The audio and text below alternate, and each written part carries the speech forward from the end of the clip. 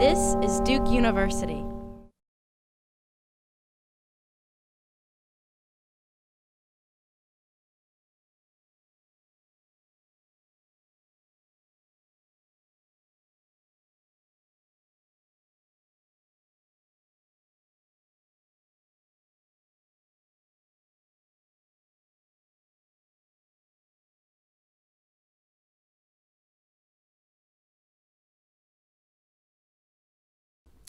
We're trying to use this project as well as our work at Malapa to leverage a bit of change in the way that paleoanthropology is done, because it is conventionally a very closed, good old boy network where field work is done in secret, finds are kept secret.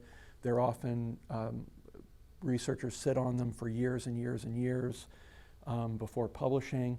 And then even after publication, it can be hard to see the fossils or even see casts of them. And so we are basically trying to change all that. We made the expedition public. There was a National Geographic live blogger on the expedition from day one. And videos were posted of what we were doing, and the world kind of followed along. And our cavers were getting up at 3 o'clock in the morning to Skype with third grade classes in Oklahoma. I mean, it was, I thought, just a wonderful, wonderful experiment in open science. Once we had these 1,500 fossils, we sort of said, okay, well, you know, how are we going to deal with this just huge amount of fossils? And there's going to be more that come out of the cave.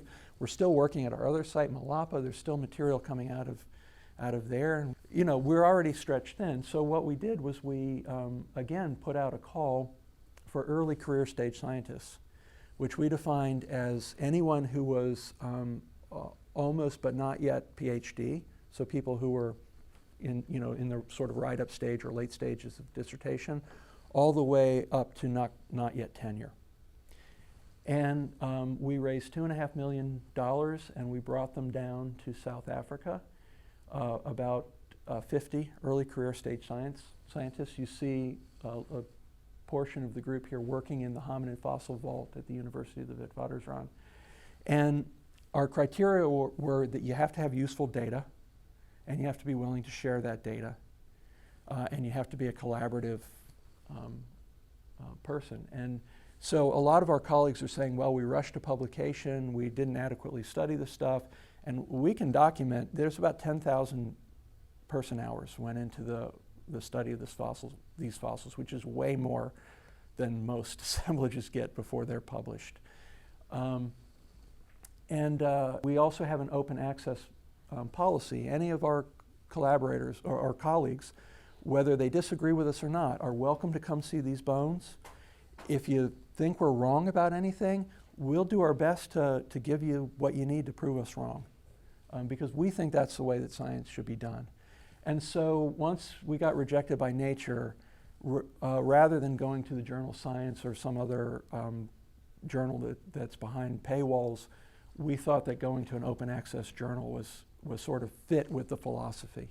The other thing that I'll say that we've done, MorphoSource is a Duke-hosted platform for sharing three-dimensional images of fossils. And we've published about 80 3D files of about 80 of the naledi specimens on MorphoSource, and anybody can go and download them and 3D print them.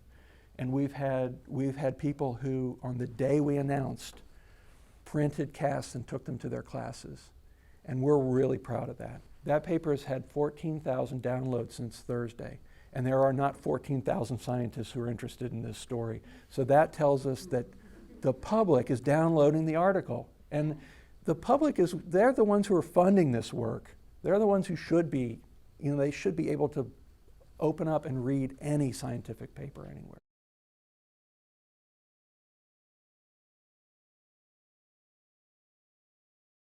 Produced by Duke University, online at duke.edu.